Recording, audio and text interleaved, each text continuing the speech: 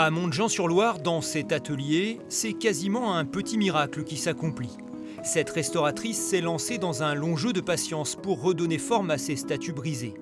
La provenance des morceaux de pierre ou de plâtre a été soigneusement inventoriée afin qu'ils puissent être réassemblés. C'est pour ça que j'ai tout étalé, parce qu'en fait il faut y revenir, c'est comme un puzzle, il faut y revenir plusieurs fois. Parfois le soir on n'en trouve plus, et puis le lendemain matin, hop, miracle presque, on arrive à réajuster des éléments. Croix cassées, statues décapitées, autels endommagés.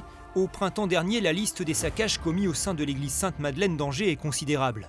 L'auteur est un homme de 50 ans, jugé pénalement irresponsable. Le travail commence alors pour redonner vie à ce patrimoine religieux du 19e.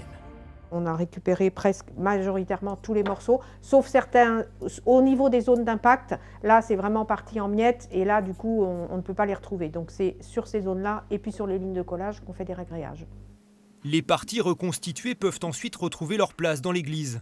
Un chantier d'ampleur évalué à plus de 50 000 € par la ville, propriétaire de l'édifice. Il y a une vraie volonté dès le lendemain de ce vandalisme de restituer l'église dans son état le plus rapidement possible. Donc il y a eu une première campagne qui a été menée dès le mois de septembre pour restituer quelques éléments, notamment des têtes d'ange et de la Madeleine. Et puis ensuite un travail plus long qui est en train de mener Madame Grenouillot sur des éléments qui sont plus fragmentaires et qui demandaient plus de temps de travail, notamment en atelier. Sur place, la restauratrice effectue les finitions après le collage ou le rebouchage. Tout ou presque sera refait à l'identique. S'il manque une partie et qu'on ne la connaît pas, on ne la refait pas. En fait, voilà, on ne refait pas une partie dont on ne connaît pas la forme ou la position.